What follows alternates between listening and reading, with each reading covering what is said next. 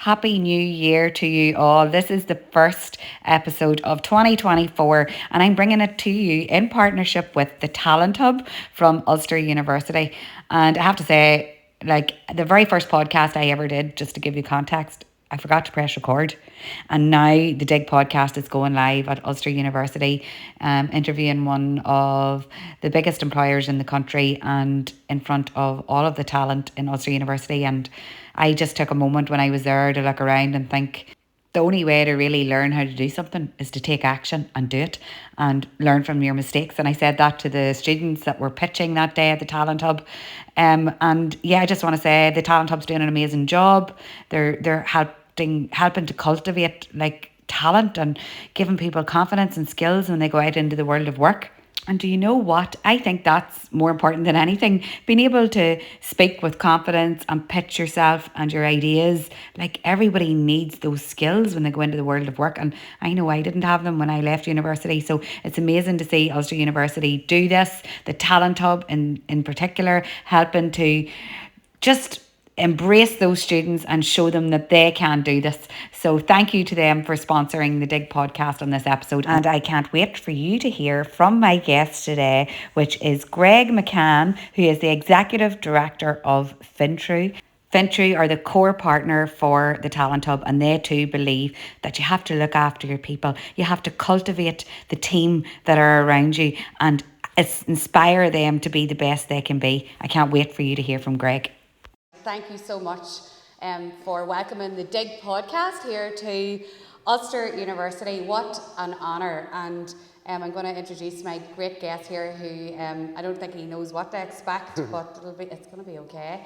The Dig podcast has never gone live in Ulster University. Actually, when I was sitting listening to you all, I was thinking, my goodness, when I first did my first podcast, I forgot to press record with the guest, and we were 3/4 of the way through and I had to start again. So I guess if anyone's sitting there and they're thinking, I didn't do what I should have, even though everyone was amazing, there's always, you just grow from every opportunity. So the fact that the Talent Hub has set this all up today is incredible, and I thought everybody was unreal. So fair play to everybody that did their pitches. And we all forget at times to say the right things or press record like I did, but it's all about experience and learning from it. So excellent opportunity for everybody here today. So welcome to the Dig podcast live podcast here. An absolute honour. The Talent Hub, like I have to say, I didn't really know what the Talent Hub did before I was asked to be here, so a great learning for me as well. But to show what you guys are doing with connecting like ambitious and talented students with the northwest area is I just think there's so much learning for other like education organisations and also other businesses to be doing this like collaboration thing. It's just so exciting. It definitely wasn't in place when I was here, and I was at Jordanstown actually, but I just think it's fabulous. So what is the Talent Hub? So you guys know, but everybody is listening to the Dig podcast, which is, we've almost 250,000 downloads at the minute. So there's a lot of people going to be listening to this. They're like, what the hell is the Talent Hub? And what is this that's going on? So basically, for those who are listening on the Dig podcast, the Talent Hub supports students in that transition from education into the working world. And like when I was listening to you all, I was thinking about when I was at university and my first job interview in the Belfast City Hospital. I was an occupational therapist, and I was like, hadn't a clue, I was so scared and so nervous, and I don't think I'd ever had this opportunity to like gain confidence. So like the value in the Talent Hub is unbelievable, and it can be a daunting thing, I know, but the Talent Hub empowers students with skills, knowledge and networking opportunities, which is just like crucial. So I think it's amazing, and I'm so grateful to them. And I know the Talent Hub are so grateful to their core partner, Fintru, who helps support them in their mission to create a talent pipeline in the northwest region. I thought that was really good when I was researching that line, a talent pipeline. It's incredible what you guys are doing. So today I'm joined on the Dig podcast with Greg McCann, who is Executive Director of Fintru, and also recently named as the President of Derry, Derry Chamber of Commerce, which is fantastic. I know everybody in the Chamber are so excited to have him as President. And I was doing some research on Greg before. I was on his LinkedIn and I was stalking him everywhere to see what I could read about him. And what a man, and I couldn't even do it justice to talk about all the things that he's done, but he has over 25 years of experience in financial services with a background in business banking, retail banking and global investment banking. And when we were setting up there, I said, and he's a money laundering expert. And he's like, no, I'm a anti-money laundering expert. I was like, oh my God, the anti bit is so crucial. He's an anti-money laundering expert. Just the skills and everything that he has in his background now in the position of Executive Director of Fintru. I can't do him justice introducing himself. I want him to. Welcome to the Dig Podcast, Greg. Thanks so much, Caroline. Delighted to be here. I'm delighted to have you, and probably, I don't know if our paths would have crossed only for University of Ulster, so I'm so glad to have met you and to find out a wee bit more about Fintru. Now, when I was looking it all up, it's pretty complicated to understand what you guys do. Can you give a brief overview for people in the room and also listening? What is Fintru and what does it do?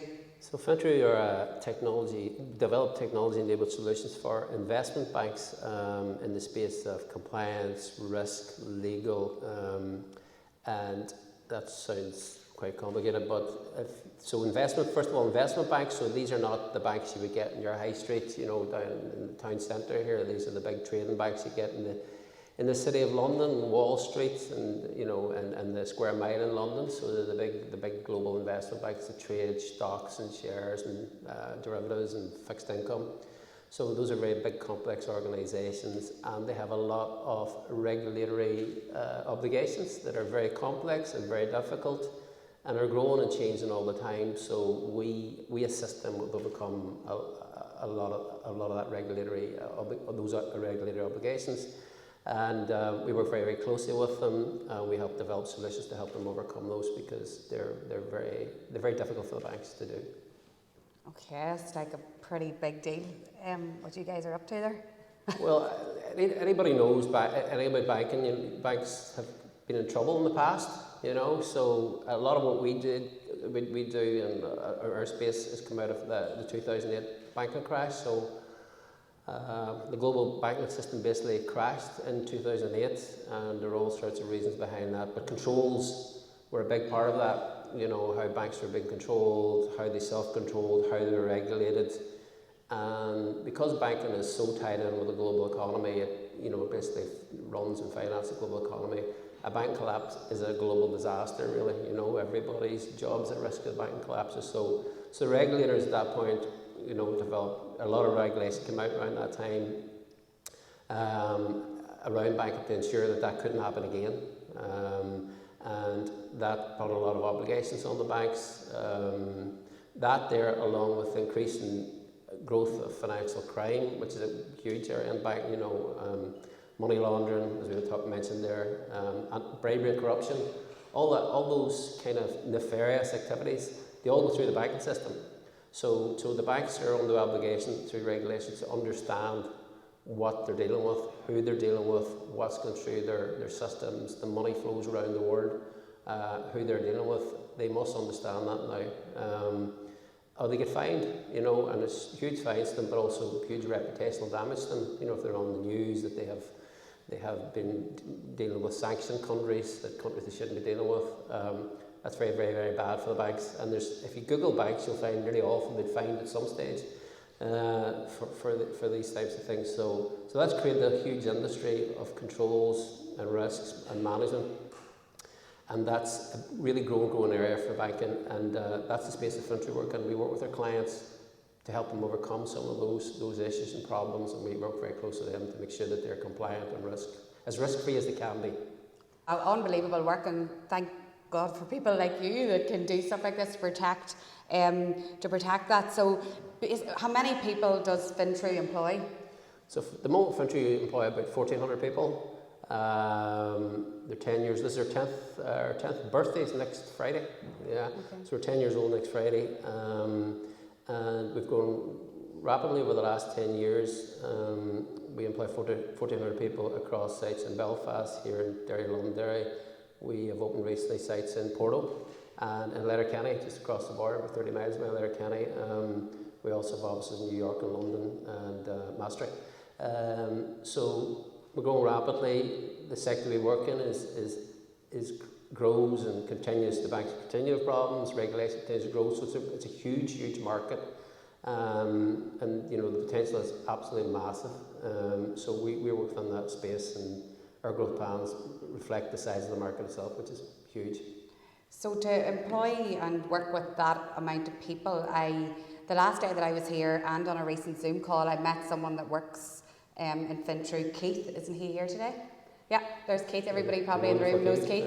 Yeah. So every time I heard you speak here the last day and on the Zoom call, you talked about how great it was to work at Fintru and the culture. And sometimes when you think of an organisation of that size, you maybe would be under the illusion that, you know, the people, that wouldn't exist, or that, you know, it wouldn't be as personable as it seems.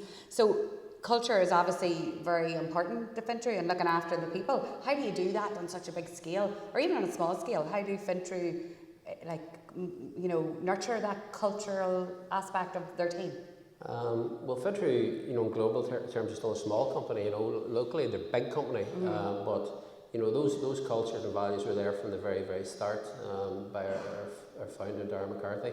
And really, it does come from the top. You know, the culture has to come from the top, really, initially, to say, kind of set the standards and what we want and what the values are. Some businesses can play at that, you know, they can have your values up on a wall and something, but you actually have to live and breathe them. And I think the thing for us is we live and breathe those values. And, you know, people want to work in organisations nowadays that reflect their own values, increasingly so. The days that people just work and that was your job, you go home. I think that those type of jobs still are out there, obviously, but I think people increasingly want to work for a company that reflects their own kind of value system, and we're progressive values. Our quality agenda is very big. We work very hard on that. Inclusion and diversity, those are all things that we work very hard on, the eco side. And we do it because we believe. We're not doing it just because we think it's a good, you know, because it looks good. You know, we love those values. And I think people, when they're working for you, will always look for genuineness. You know, they'll soon suss out if you're not really genuine at it, if you're only playing at it. So we work those values all the time. We have committees that look after each of those areas. They're very active committees. They're made up of all the employees. We rotate them. You vote to get on them. They're chaired by local people. And they come up with the ideas and the solutions that we're trying to do across those values, and we find that it really works for us. It's what we want to do anyway, and our employees like it, because a big thing nowadays in employment is retention. Yes. And it's okay hiring people, but you've got to retain them. And if people don't like what they see we're in the business, don't like the way it's been run, or you know, they'll leave. They will. You know, and they can leave, you know, if you take somebody in our world and they're with us a year to a couple of years and they get really, really skilled at what they're doing in the jobs that we work, those are highly employable people. You know, they've got really attractive skills that other employers want. So we have to make sure that they feel fulfilled, they feel valued, they feel part of something. And if you get that combination right, then you will retain your people. Simple as that. Yeah, and there'll be a lot of businesses listening on the podcast that are really trying to see how they, you know, nurture their team and get that culture. So that's good advice. It has to be genuine, first of all, come from the top. You can't play at it. Can't play. And you just went interrailing. Was that recently? Yeah. So. See, I researched. I did. Yeah. So another good thing Fintru do is another example of how we try to be creative, and you know, so. If you've with Fintru 5 years, you get a month unplugged, we call it Fintru Unplugged, we call it, and you can take a month. This is top, you know, you get your normal holidays, but you get a month, and you're supposed to disconnect from the system, and you know, make sure you're not available for work, and do something really that you wouldn't normally do, that you want to do, and take a chance to do it. So I took the chance because when I was your age, I didn't interrail, I was very bored, you know. And, you were what? Very boring. Didn't interrail, just went straight into the world of employment. But so I took the opportunity where I always wanted to interrail around Europe, and I did that for a month, and it was great. And my good wife let me do it, so I was away for a month. You went by yourself? I went by myself. What? Jumped on a train and went around Europe. It was great. Loved every moment of it. But that's amazing though, because sometimes, you know, you do get caught up so much in the world of work to think that your employer is giving you that kind of opportunity, as you said, to do things you've never done or find a peace away from work, because work-life balance can be so, don't know if it really exists really, but you know, we are always struggling to find ways to find that kind of happy place. So that's amazing. 5 years, guys, so if you stay with Fintru 5 years, we can all go interrailing together. Amazing. But I just loved that whenever I read that so it shows that it's not just all talk, it's action with Fintru. They actually do put systems in place to do this. Absolutely. Your work-life balance is, you know, that's something that's really important. Again, you know, if people's work-life balance is out of sync and they don't, you know, people self-select, you know, they'll choose not to do that, they'll choose to go elsewhere, you know. So look, we work hard, you know, we objectives and targets like every business that has to meet, but it's very important to get that balance right, because burnout is a real thing. You know, if people are overdoing it in too many areas, you will see burnout and people become less effective. You know, there's only so much human being can do. You know? Yeah, I think people are working harder than they've ever worked for some reason. Maybe it's the online space and the way digital. Well, when I was young, which is a long time ago, compared to the people in this room, we were always told technology was going to free people up. Say that again. Technology would free people up with all spare time, but that hasn't happened. No. The pace of change has got more rapid, and people are busier than ever. So technology hasn't done that. No, it hasn't. So far. So we have to find ways ourselves and our work and our employers to make sure that we are looking after ourselves. So I loved to see that and to hear that about Fintru. This is all new to me too, because I didn't know what your company was about and what you do, but I loved that, and it was Keith that shone a light on that at the start, so thank you, Keith. So the collaboration with the Talent Hub, like collaboration is a buzzword, I know out there, some people use it, but are they really doing it? You guys are collaborating with the Talent Hub. What would you say to people listening, and people in the room too, like students can collaborate in lots of different ways with different people, but how important is it for organisations to collaborate with the likes of the university? What advice would you give? It's absolutely vital. I mean, it depends what business you're in. I mean, we're a graduate-based business. We bring in a lot of graduates each year. The type of business we do is very graduate-focused, you know. So the supply of, you know, of good graduates who not just have the academic side, which you always assume they've done the degree, but also have the kind of insight into what work looks like, what it's like to be in a working environment like Fintru. That's really, really important, because like you take us, I think we've hired about 100 graduates this year, you know, so the supply of that annually is really, really important, because we can only grow where the talent is, you know. If the talent is there, we just can't grow, you know. We need that supply so we can hire more people, take on more contracts, do more jobs, you know, get new buildings, you know, that's all linked together. And the supply of talent feeds into all that, and it's absolutely vital. If you don't get that right, you know, you're going nowhere fast. Yeah, and I hear a lot of businesses saying, I just can't find the right people. We just can't find the right people. But what are they actively doing to find the right people? And you guys are doing that, and all the businesses in the room today as well. Yeah, I do find the right people are out there, you know. So the other thing, so we have a huge focus on it. We also have a huge focus on our learning and development. So our internal learning and development is a huge thing. So when you come into Fintru, it just doesn't end there. You're learning as soon as you come in the door, because obviously you have to learn skills to do the job, but also developing yourself as a person and how you go to the next stage. We always talk about the next stage, you know. So you're at this stage now, you've come in, how do you get to the next stage? What are the tools you need to do that? What are the skill sets you need to do that? So we've got a really, you know, very good learning and development team. And we spend a lot of time doing that, because again, you need the people not just to be recruited, but we need them coming up through the levels. You know, so they come up through their abilities, they get more skilled, they become more valuable to our client because they're more skilled. And that's just the way it works. An economic model, you know, it's about, at the end of the day, it's a commercial model. We don't apologise for that. We're there to make a profit, make money. We want the people to enjoy the work, but we're a business, you know. So you need those skills coming in, you need those people coming through and taking the next stage, because they become much more valuable to the client, much more valuable to themselves. Yes. And their value goes up as well. So, you know, it's really a win-win. And that was kind of leading on to my next thing that I was going to say. Like, you guys together, the Talent Hub and Fintru, are nurturing and elevating like the leaders, future leaders that are in this room now. And like you sort of touched on that there, how whenever people come into your company, how do you elevate them then by learning and self-development and all the things you just talked about? So I think there's a lot for people who are listening on the podcast as well about once someone starts working for you, it's your responsibility to help them move through the different, find their way. You're always looking for future leaders, you know, and leadership isn't just what you think it is all the time. You know, if you're in a team and the team's struggling and you're kind of stepping up to help and you're assisting your colleagues and things like that, you know, those are leadership skills, you know. So you look for that early on in people and see people potentially go to the next level. And also they've got their own ambition to do it, you know, because you can't do it for people, they have to want to do it themselves. But you have to show them the pathway and you have to give them the tools to do it, and that's really where L&D function comes in.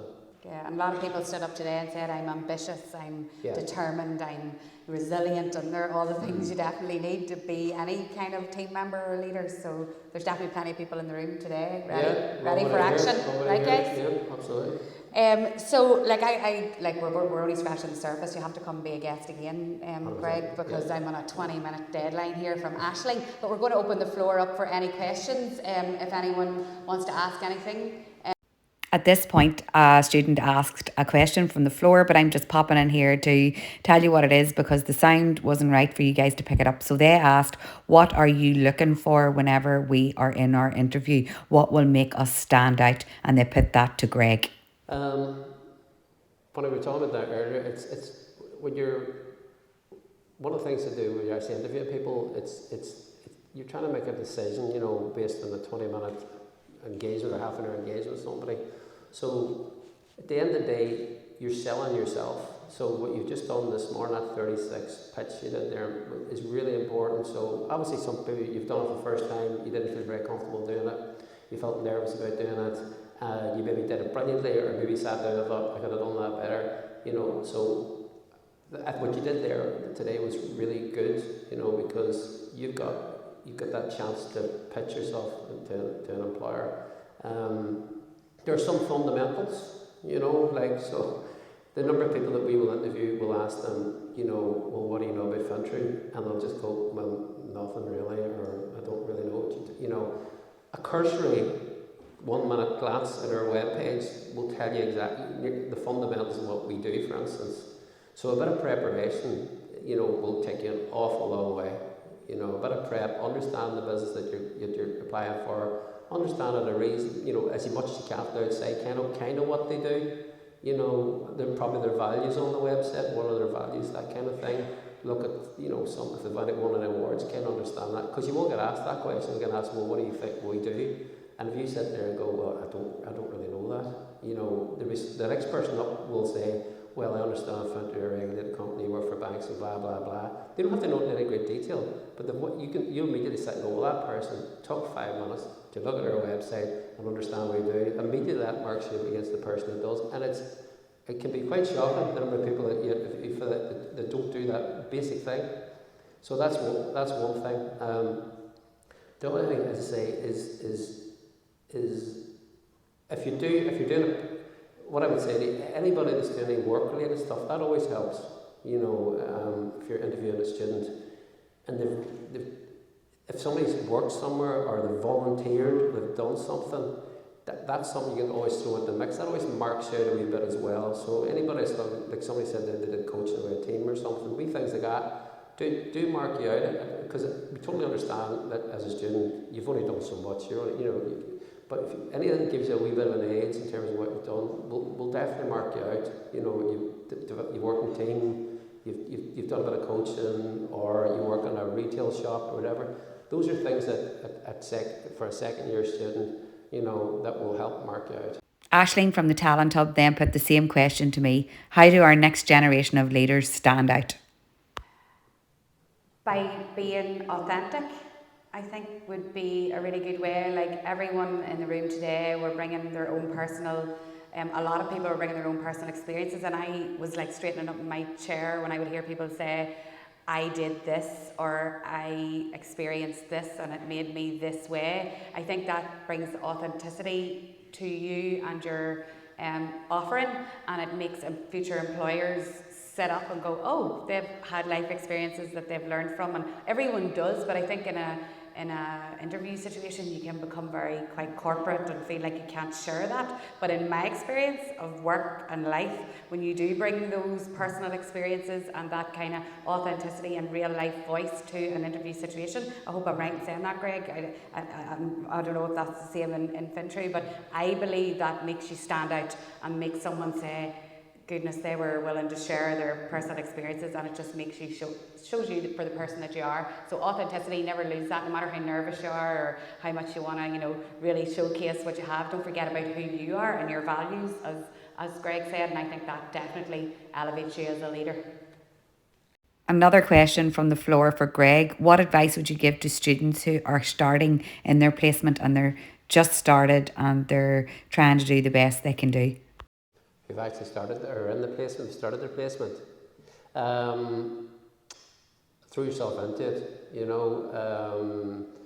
Very often people, you join and you're not too sure and you feel a bit guarded, and you sit back a bit, and it's okay to be a bit nervous, and that's what everybody is, but I would say, you throw yourself into it, embrace the company, whatever events they're doing, go to those events. Whatever they offer in terms of networking with it, because they will, in terms to do that, engage with it completely, kind of embrace it. It's because most of our placements we will go higher the following year, we get a good chance to see them, they get a chance to learn from us as well. So, be that person, and also, willingness to learn, it really is a learning experience over that year. You're going to learn all the time, and people get, we get that, you'll only know so much, and it takes time and all that there. But if attitude takes you everywhere, I would much rather in a team I ran have somebody with a great attitude and less ability than somebody with great ability and their attitude isn't great. Your ability, your attitude, your willingness to learn, your willingness to work for a team. You don't have to be a star, you don't have to be brilliant, but your ability to work with the people around you, and because when you're running the team, you want that person, you're managing that person, you want that person to be, that they feel as if they want to be there. If you get the person that don't really, so really embrace it, really go for it, and just be willing to learn, because it's just a year of learning,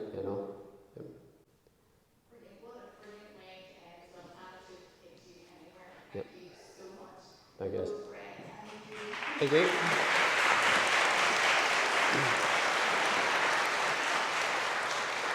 And just for everyone listening on the podcast, to end the podcast today, and everybody sitting in front of us, I'm pure nervous too, just like all of you were when you were standing up, to be sitting here, and I didn't know a lot about Fintru, and that made me nervous, but like Greg said, the website was great for a learning tool. LinkedIn, going and finding out all the things you need to know and not being afraid to ask. I know on the Zoom call I was like, Greg, what is Fintru? And I think that's probably my leaving thought for everyone, never to be afraid to say that what you don't know, because no one knows till they know, and if you don't ask you're never going to know. And then now I absolutely could stand up and say what Fintru does, and Greg, and also what the Talent Hub does. So opportunity, and never saying no to opportunity as well is my leaving thought. So thank you to University of Ulster and to the Talent Hub, and thank you to all the Dig podcast listeners for tuning in for this very exciting episode. Thank you.